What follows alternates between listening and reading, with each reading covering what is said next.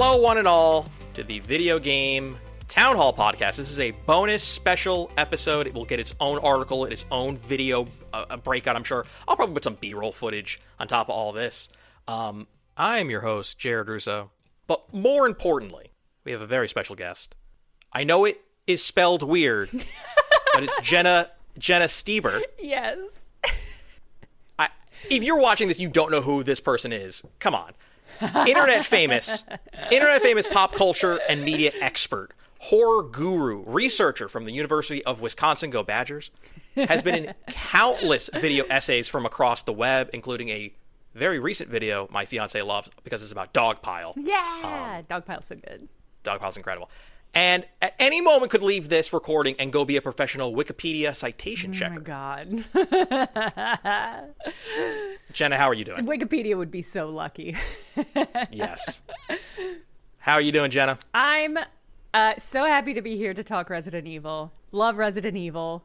Mixed feelings about Resident Evil Requiem, but I haven't finished it, so we're gonna give it time. I might come around on it yet. I am thrilled to be here. Thank you so much. Thrilled to talk Resident Evil. Oh, anytime.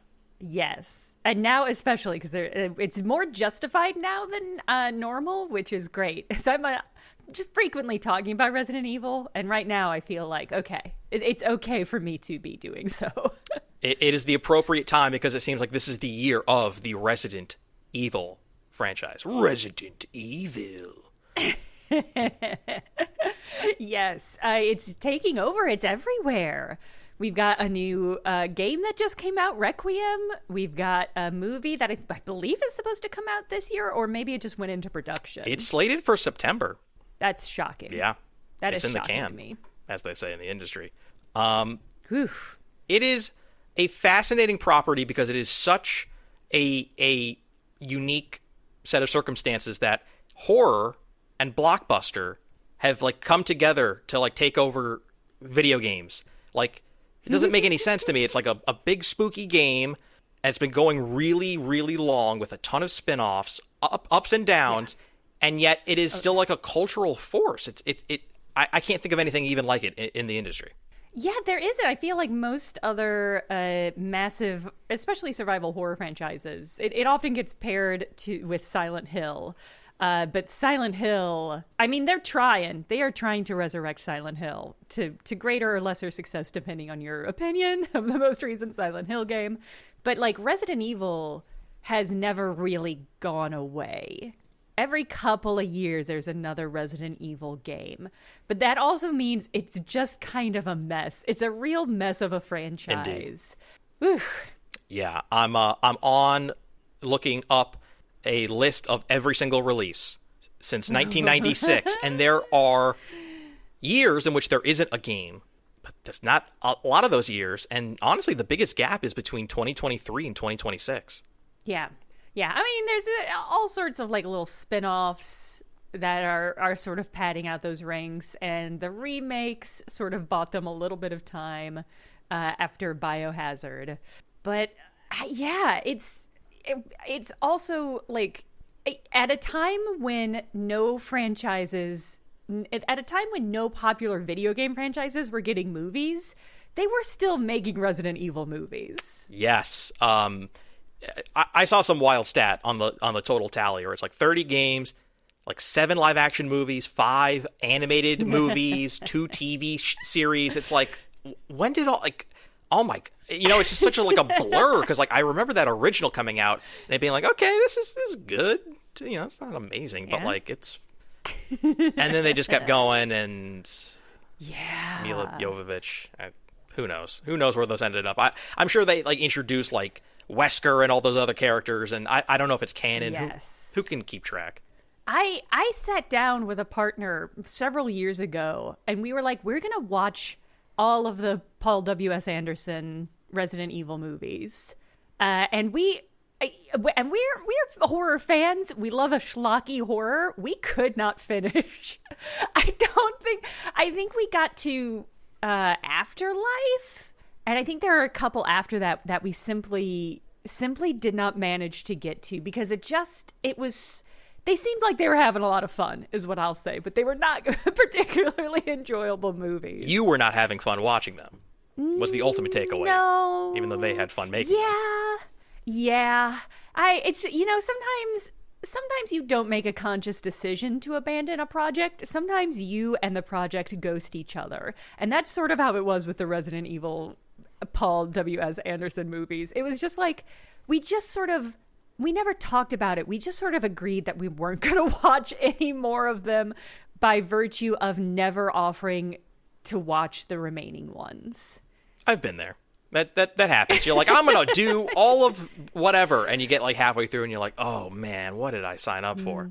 Yeah. All right. Well, Jenna, the reason I brought you on specifically is because you have a very big background in horror. And I would like to let everyone who's listening know how deep does your expertise go? Why are you the master? I've got a master's degree, if that's what you're referencing. I have a master's degree from University of Wisconsin-Madison in video game cultures and horror media. And I did specialize in particular in survival horror games as a genre.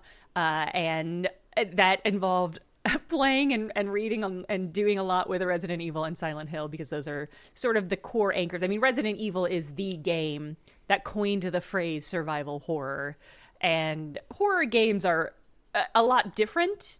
Survival horror is, I would say, not even the most prominent subgenre of horror game anymore, but it certainly was for a really, really long time.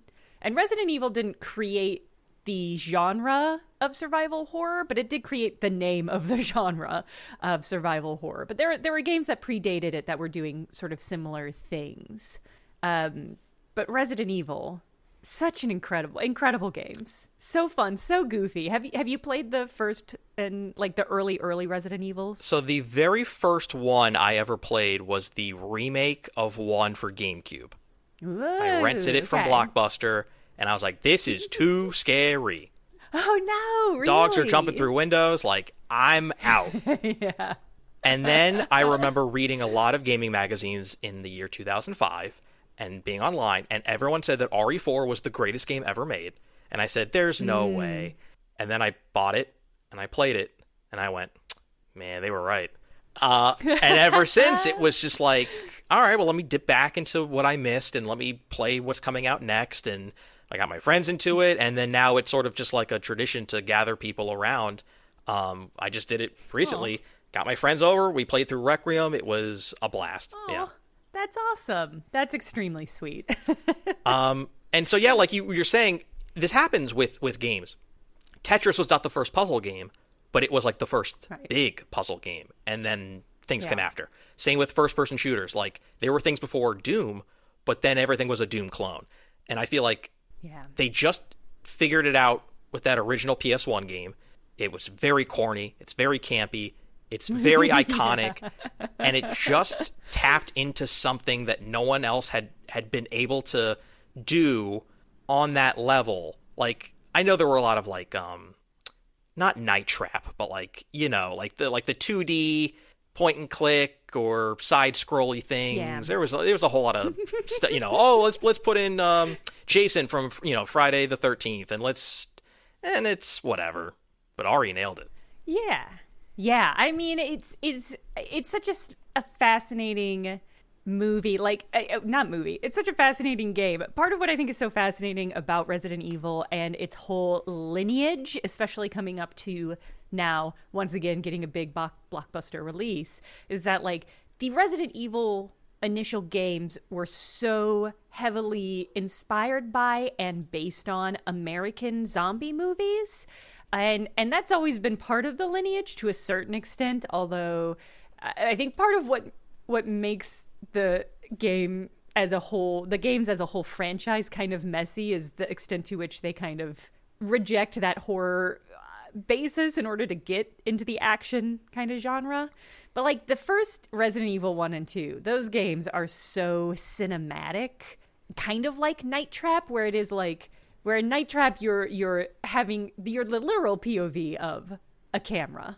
But in Resident Evil, you're sort of metaphorically in an action movie. And so much about the games are about structuring it so that, you know, oh, you're walking down a hallway, suddenly there's dogs, jump scare.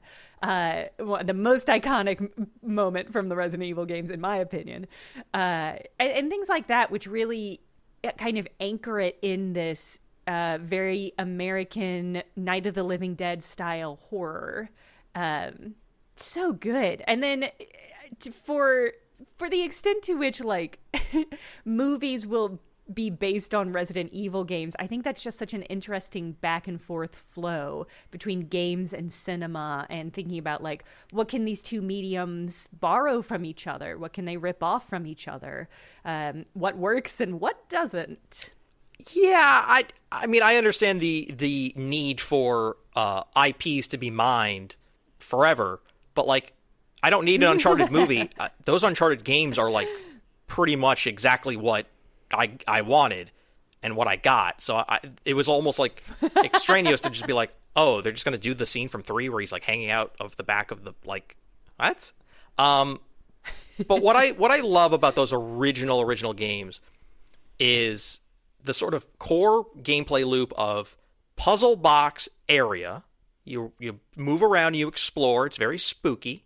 Limited inventory space, limited ammo, and you pick up an item or a key or a coin or something, and you got to walk to the other side, and you might bump into a zombie, who knows? But it's never going to be like, I mean, as they went, it got way less structured of just like, at any point, Mr. X could come and punch you in the face. So it was just the constant tension of, like, maybe 90% of the time nothing's going to jump out at you as you're going back and forth on the map to solve the puzzles.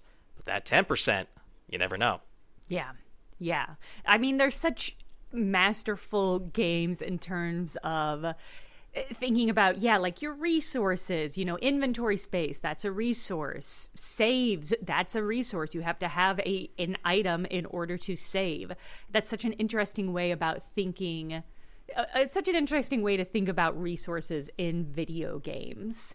And coupled with, like, the atmosphere and all the zombies and the crazy mansion setting and the crazy puzzles, which are so video gamey. Like, they're so dedicated to being just insane, super unpractical, super unrealistic puzzles that I really appreciate that about the Resident Evil franchise. And I like to see that in Resident Evil Requiem, in so much as I've only played like 3 or so hours of it.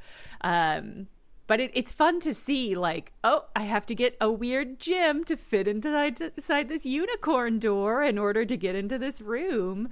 It's just like, that's so silly. It's so inherently silly. There's something very camp about it. And those sorts of things don't translate well in a movie. So it's like, what things do we think are core to Resident Evil that can translate to movies that aren't things that were already stolen from movies? I don't know that there is much, but I also don't know that I might. Yeah. It is so fascinating to think that these games are obsessed with, like, a horse statue and, like, angels and, like, cherubs on doors and keys. And it is so, like, overly goofy, but the way that, like, for the most part, it takes it dead seriously. It's like, we're gonna have, like, Dutch angles and, like, all the camera, you know, like, the atmosphere is tense and we're telling a serious story about, like, scientific, like, Frankenstein experiments gone wrong. And then it's just like you read the itchy tasty note, you know, like it is like a perfect katana blade of funny and, like, my friends can't play this. It is just like they shit their pants. And for me, great timing is hilarious. So, like, I find horror very funny because if it's like a perfectly placed pop-up scare or something like that, that's why I like Zach Cregger's movies, because, like, I find them very cathartic and comedic. We'll get around to him later.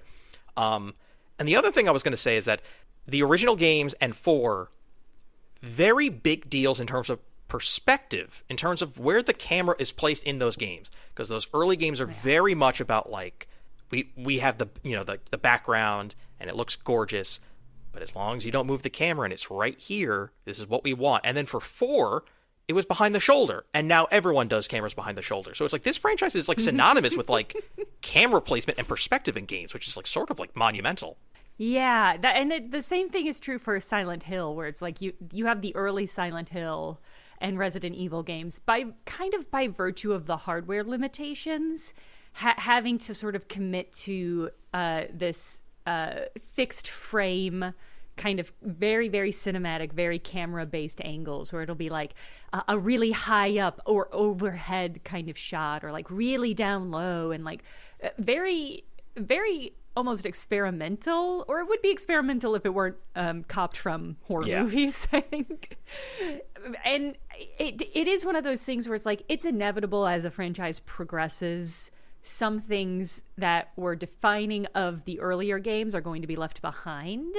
But that's one of the things that I really miss from the over the shoulder or the third person or the first person camera shots, which is that they're so functional, but they're not very artistic. They're not very cinematographic. What word am I looking for there, Jared? Cinematech. No, that's not right.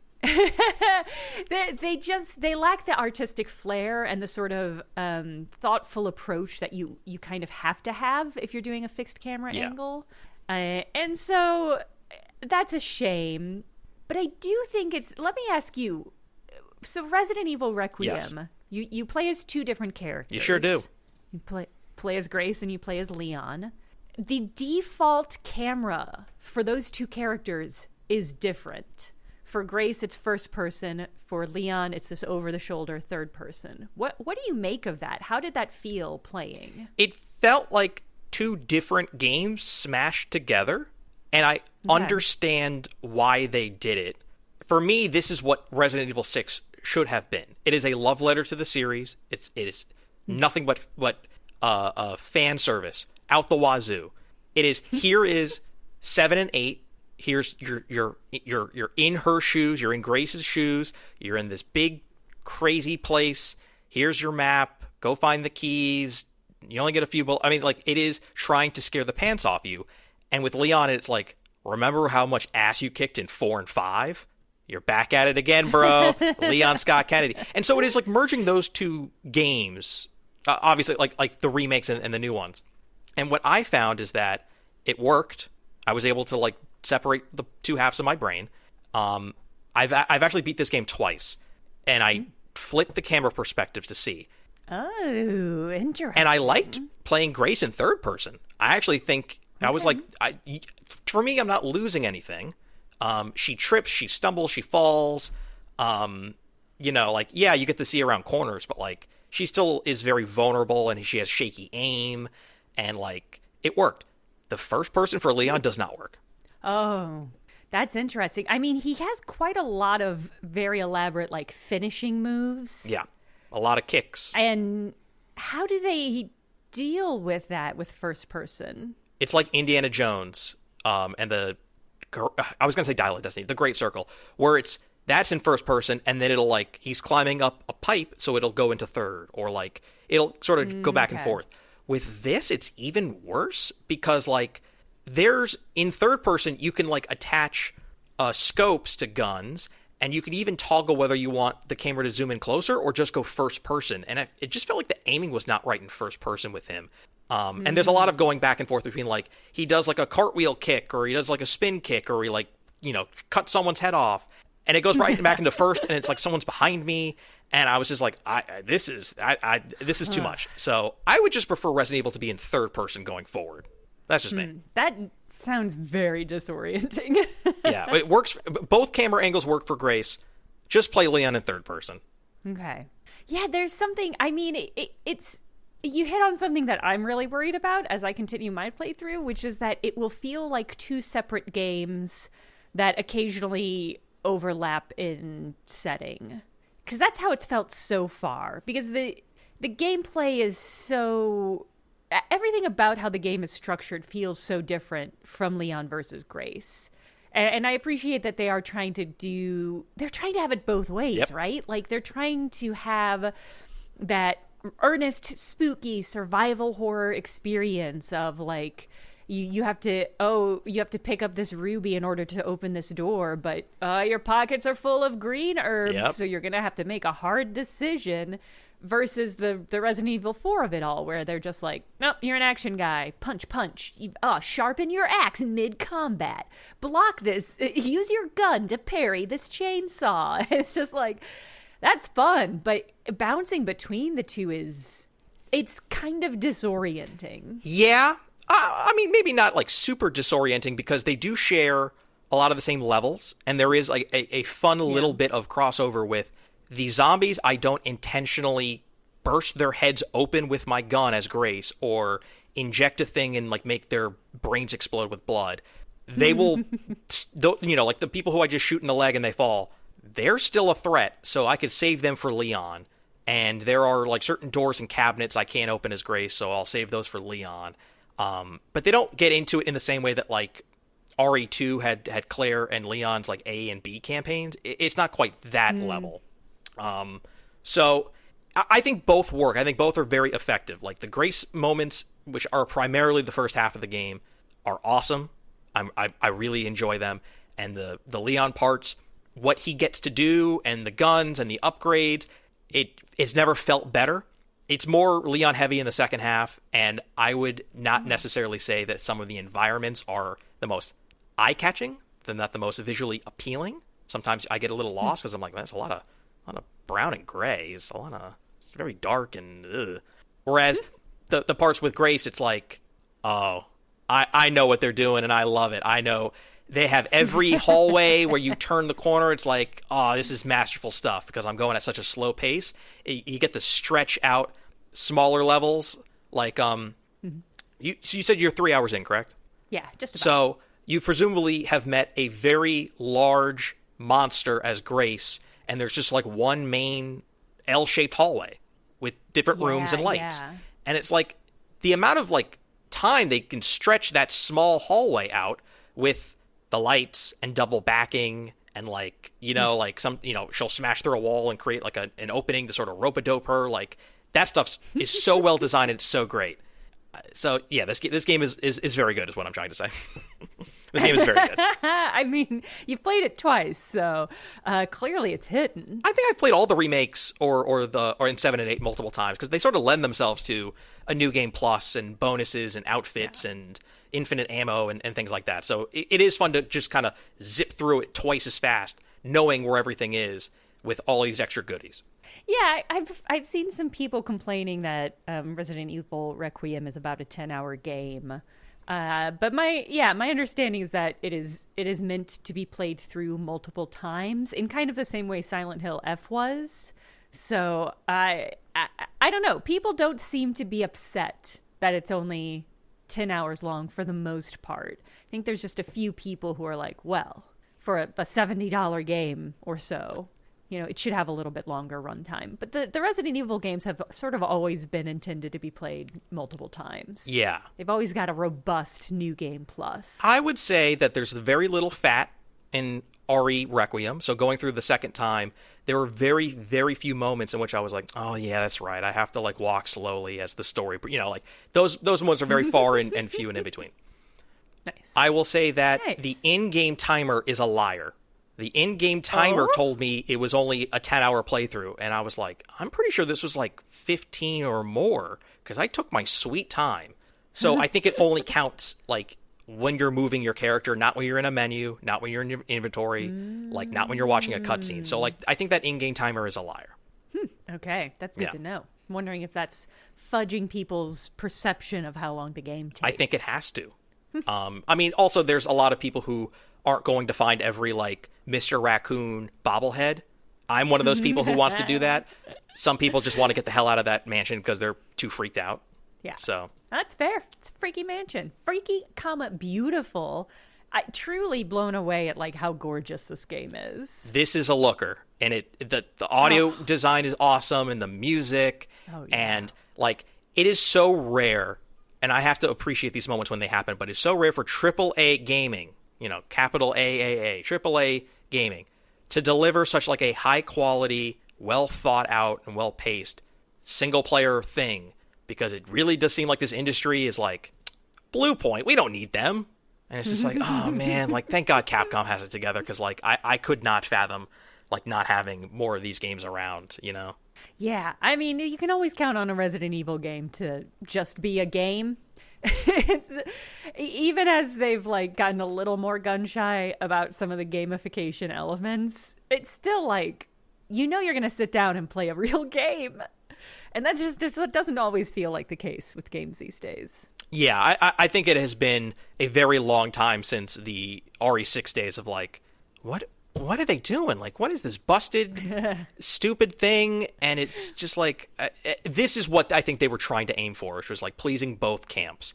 Like, literally giving people another third-person RE remake-style game with Leon.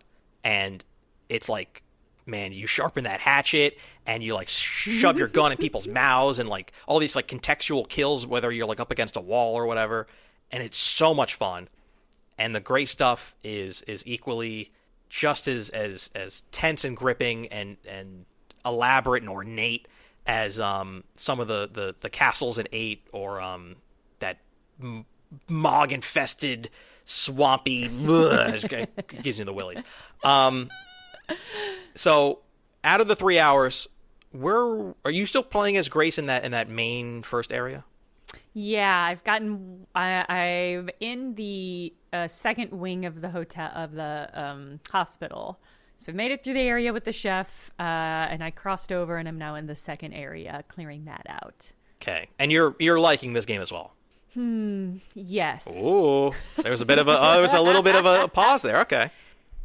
Yeah, I am enjoying it. I'm nervous about a couple of aspects. The first one being, wow, which one do I consider first? The first one being, I think it's, I don't love the choice of making the segments of the game where you're a girl the scary, spooky, kind of less competent sections, and then the sections where you're hyper competent and super strong and a badass are our boy Leon sections. Because Resident Evil, I mean, has from the start sort of been a female-led franchise, because you start off with Jill Valentine in Resident Evil 1, and you always had like Claire, but it just feels like, so you have all these icons. You've got Jill, you've got Claire, you've got Ada Wong. And it really feels like they keep bringing characters back, but they're not really bringing back any of the female characters.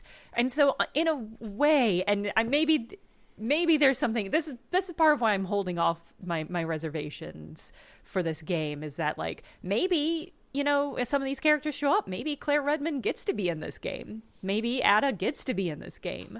But it is sort of like, they keep bringing back Chris Redfield. They keep bringing back Leon. Leon gets to be an old, cool badass now. And it's just like, where are any of the female characters that I love from this franchise?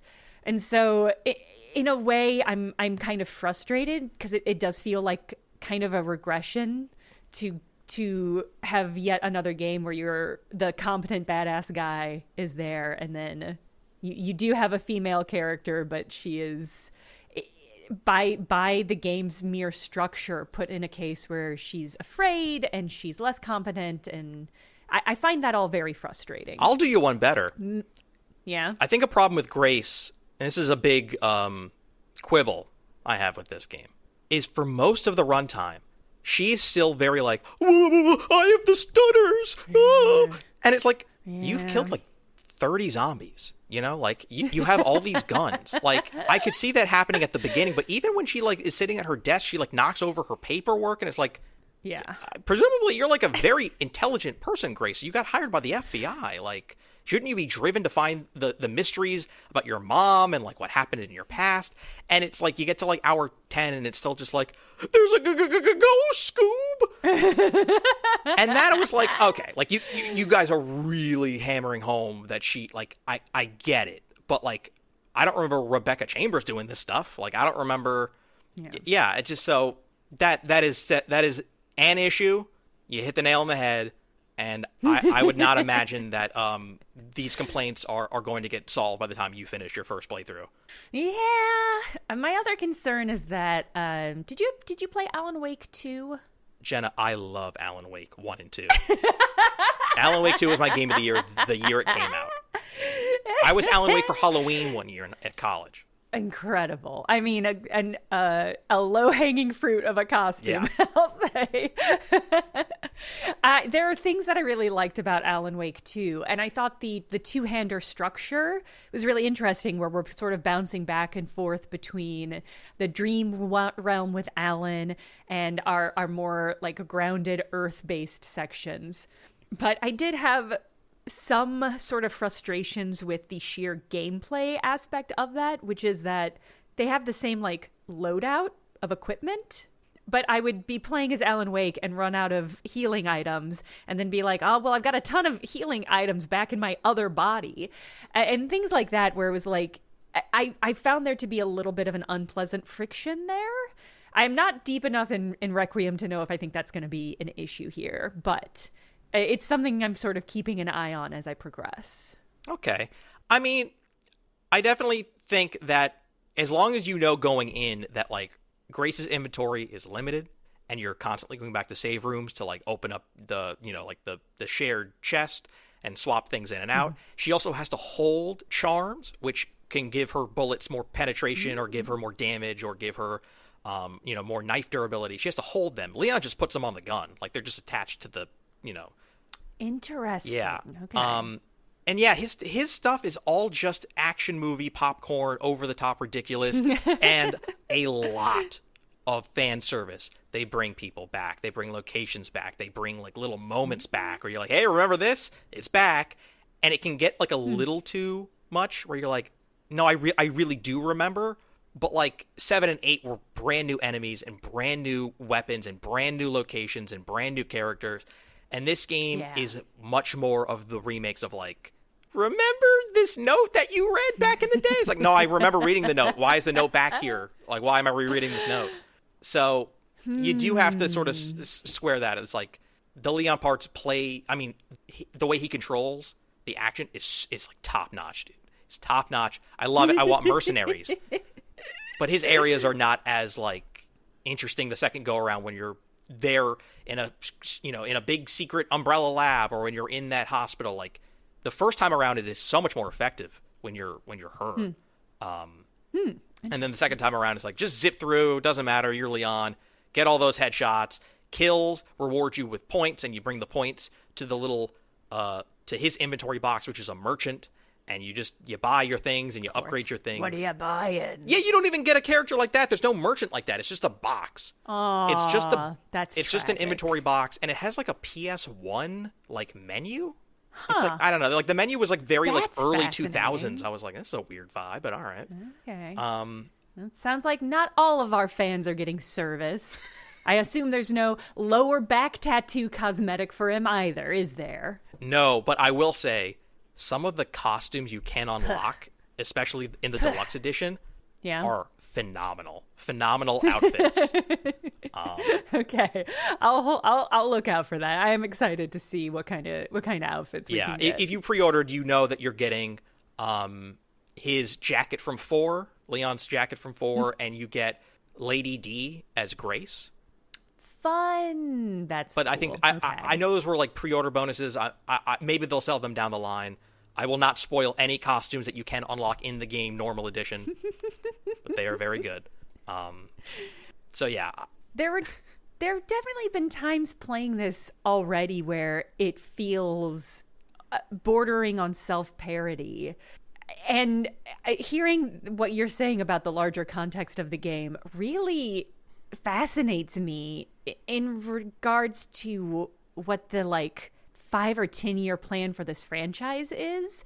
I saw somebody, a games journalist, I cannot remember who, suggest that this game was sort of about that the arc of the remakes, which has been Resident Evil 2, 3, and 4 in the last like 6 years or so, has been about sort of correcting how meandering this franchise has been. So they're trying to like, the idea is that they're like trying to shore up what the iconic core parts of Resident Evil are by making the remakes of 2, 3, and 4, and now Requiem is sort of a capstone for that, which I think is really interesting. Yeah.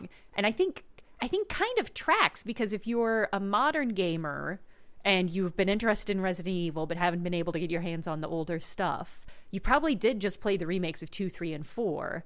And Requiem is such a follow-up to Resident Evil 4 because we have Leon returning. I think there is something there. I think there's something there about what Capcom's sort of overarching plan for Resident Evil is, but I'm not certain what it is yet. You took the words right out of my mouth. I had the same thought. Yeah. This game is, if you had played the remakes, it assumes you have played them. There's a point where he flashes back and he remembers himself from 2 in certain situations, and they use cutscenes from the remake of 2. Interesting. Okay. And it is very much like, this is the sort of endpoint of these remakes. I don't know where the franchise goes from here, but this seems like the sort of end of one era of RE. And I don't know if they're ever going to sort of continue what they were doing with 7 and 8 with the Ethan games. Yeah. But I know that there's going to be a Code Veronica remake. I know they'll get to 0. Who knows if they ever get to 1 again or 5. But they really should figure out what they're doing with the future, because so far this has just been a giant period at the end of the sentence that is, we're remaking these games for the modern era, and they will look and play great. And as much as I can love them and they can sort of hit these really high highs, I don't think anything will ever sort of approach what people felt playing the original in 96 or the remake in 2000, or what I felt playing RE4 in 2005. That game is gigantic. It blew my mind with the boss fights. It blew my mind with all sorts of things. And so far playing Requiem, I'm like, this game is awesome, but it's not going to blow my mind because this is so trying to sort of finish what the remake started and give a bunch of shout outs to the fans of like, hey, things from those previous games might come back. Who knows? Haha. And it's like, I know where this is going. I know who's coming back. I know what's going to happen. I know. I've played RE games before. I know where these end up, you know. Do they bring back any of the like mold storyline that they were doing in Biohazard and Village? No. It is mutated T virus in that the zombies are the classic. Are a little human now. You know, like the butler's trying to clean and the butcher is trying to cook, and they can say words. So that's an interesting wrinkle, is that the zombies are a little more human. Which is cool because like that tells a little bit of a story about who these people used to be, and you can sort of play around with, okay, well, if he's turning off lights, then I can shine a light and get him to come over here, and you know. But then as soon as you're Leon, you just smash his face in with your boot, and it's like, all right, well, that's problem solved. It is very interested in the 2 remake, sort of closing that storyline, and the Spencer, so like the Spencer files, the Spencer mansion. Spencer's, I think he died in 5. Like, it's a lot of stuff about Spencer and his research and things of that nature. So, I mean, I guess they technically like worked in the Las Plagas and the mold stuff into the greater RE picture, and this is more of the larger picture of like the Spencers and the connections and whatever Wesker was up to, and just like, you know, T virus in the laboratory. Yeah, I think I mean, it seems like a real shame to give up on Biohazard and Village, because it's those games were so popular and so beloved that they are the reason that Resident Evil sort of got resurrected, so to speak. Yeah. Resident-rected. Nice. It didn't work. It didn't work. Because it's just like, Resident Evil 6 came out and it was like, okay, nobody was particularly excited. I mean, some people enjoyed it, but it wasn't like it wasn't the heights that Resident Evil had obtained previously. And then Biohazard came out and they were like, oh, it's a survival horror game again. And then Village was sort of the bridge to that, where it was sort of actiony, but you weren't like you weren't Chris Redfield, except for the parts where you were Chris Redfield. Yeah. And it seems like just a shame for the franchise to be like, well, we know people liked these. We know you guys loved Lady Dimitrescu and all of the weirdos that we made for this game, but they're not a part of it anymore. We don't want that. We want this to be all about Raccoon City and everything that happened in that core storyline. They're obsessed with Raccoon City. But they can never let it go. It does seem like that's what this... I mean, that's a shame. Well, if they had a completely new character instead of Grace, I could see that being a sort of opening for the future, or a sort of like we're still interested in doing new. Grace's mother was a playable character in Outbreak. She was a journalist, and so they incorporate a little bit of her, backstory into what's going on here. So that it's not quite you are the chosen one, Grace. You're Harry Potter, but it is like there's a little bit of legacy stuff. With 7 and 8, it was like a completely different setting. It was the Southern Gothic. It was like shaky cam, swamp, and it was like a Texas Chainsaw Massacre family. And in 8, it was like werewolves and vampires and like a gothic Romanian. It was like sea creatures. Yeah, it was like so in the same way that 4 was like Spain, but it was like there was a little Lord boy, Salazar, and it was just like so interested in like. And this game is so rooted in, especially the 2 remake, that there isn't as much new. There's a lot of returning enemies and a lot of returning familiar settings. And listen, it's the gameplay is as good as it's ever going to be. And this is a really, really great game. I understand why I got all the very high review scores. But I still like the remakes better and 7 and 8 better. I don't know if that's controversial. People are going to come yell at me. You're fine. Let them yell. I just don't think anything will ever top the original RE4. But you know what? Not everything has to be the greatest game ever made. Yeah, it's a high bar. Super high bar. It's a high bar to set. Yeah. So keep plugging away. Well, obviously you'll share share your thoughts with the world about the game. It's still worth playing. But I would like to end by talking about the Resident Evil movie. I'm very, very excited about this Resident Evil movie, which is coming out September 18th of this year. I'm trying to convince my fiance that we should all go before our wedding in October, and she put her foot down and said, "No, that will not be happening." Not a horror fan. No, she doesn't get it. She doesn't understand why I have The Lighthouse and Barbarian and Longlegs and Weapons all on Blu-ray. She doesn't get it. So you're like a Krieger fan. Krieger? Do you know how to pronounce it? No, well, we're just going to stick with Krieger, I guess. All right. So you're like a big Krieger fan. You loved Barbarian and Weapons. Yeah, I really got into, I guess, what they call elevated horror within the last 10 to 15 years, like Hereditary, Ari Aster, and Robert Eggers movies. God, Eggers and Krieger. Whew. They should start a production company. I really, really got into that stuff in a way that I had never done with, I don't know. Like I went to go see like Alien versus Predator in the theater and Freddy versus Jason, but I was like, okay, that was fun. But this modern stuff is, for some reason, it sort of hooked me. Whether just because of the weird art house aesthetics or just because of like, let's just see how committed and crazy we can get Robert Pattinson and how like, how many crazy things we can get Anya Taylor-Joy to do, like Nosferatu so Resident Evil coming out this year has literally nothing to do with any of the games. Oh, really? Yes. Zach Kreger has stated they gave me the IP and I'm not interested in having anything to do with the events of Leon or Chris or Jill. This is within the world, but it's all new characters and all new story. And I'm learning this for the first time. I'm looking up the cast. Do you remember the drug addict from Weapons? Not really. That like creepy guy who was like hooked on drugs and he would interact with the police officer, played by the guy who played Han Solo. Well, that actor is the main character. His name is Austin Abrams. Okay. It also has Paul Walter Hauser, most recently seen as Mole Man in Fantastic Four, First Steps. Zach Cherry from Severance. Okay. I love Zach Cherry.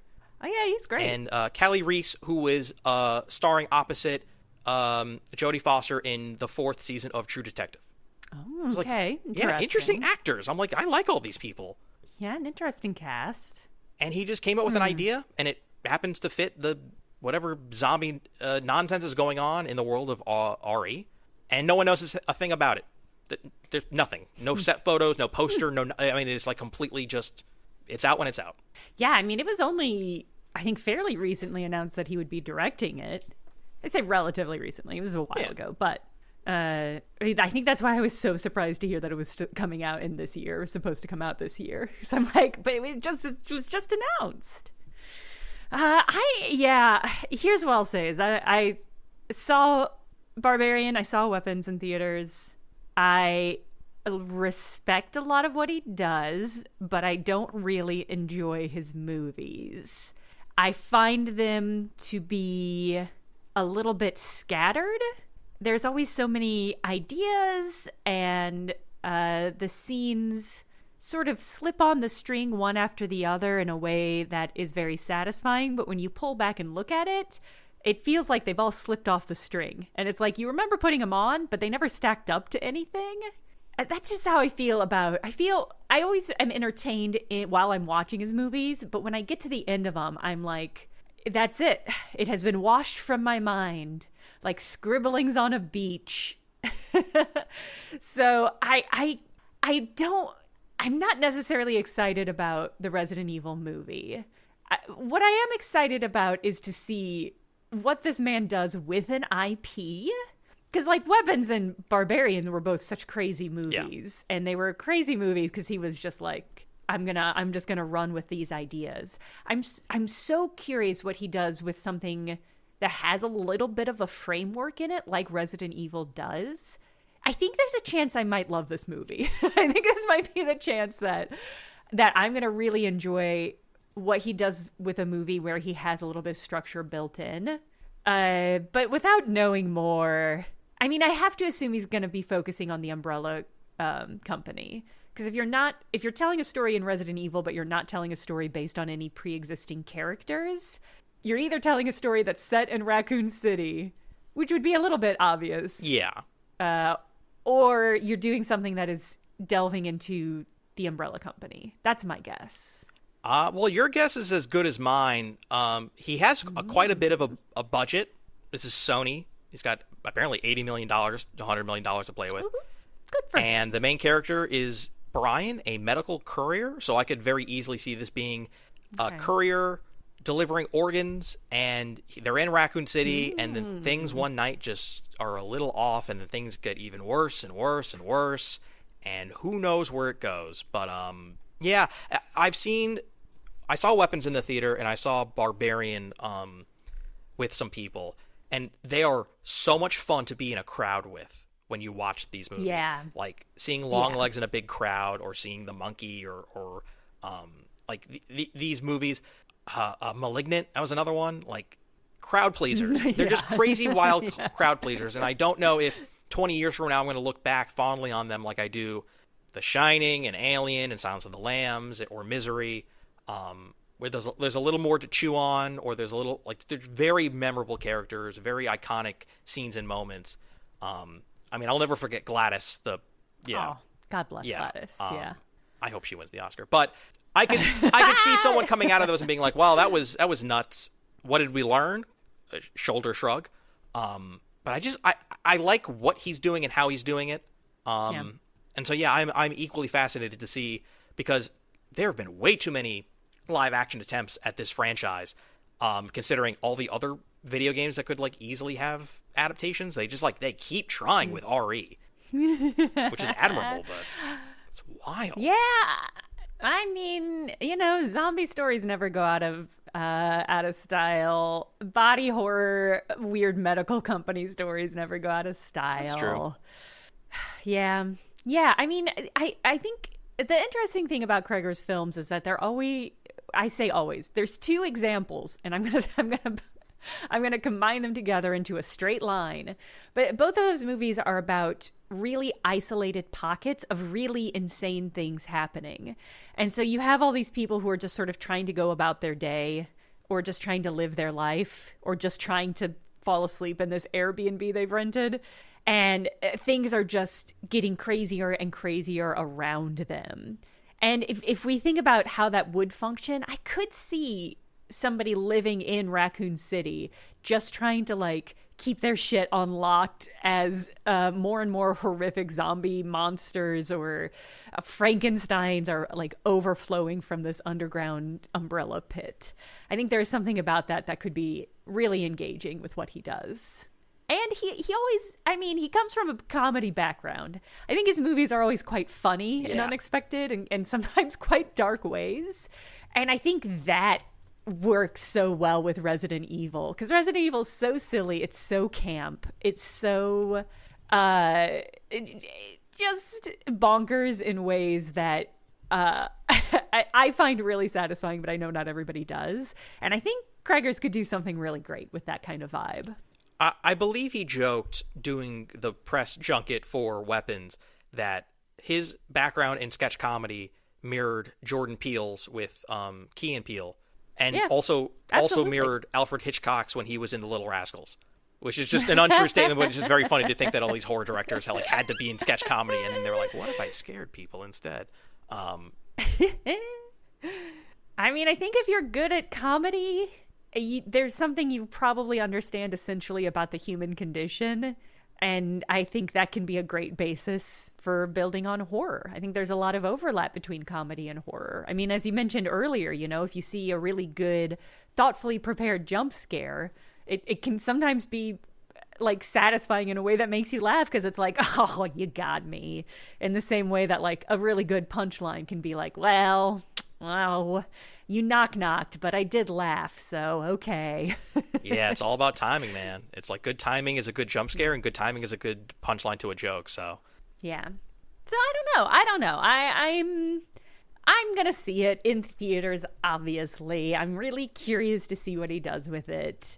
My heart is open to love his work, and this could be the one. Okay, listen. This is a safe space as long as everyone is open to interpreting and enjoying or experiencing art in ways that just move you. You don't have to like go into like looking at a painting at a museum and be like, this better be good, this painting, my expectations, it's like, no, just see what happens.